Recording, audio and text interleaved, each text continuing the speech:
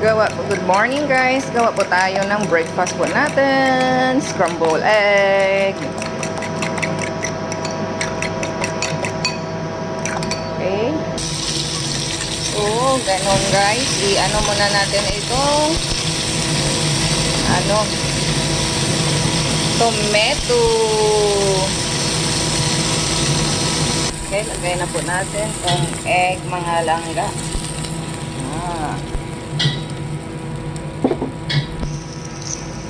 That's time.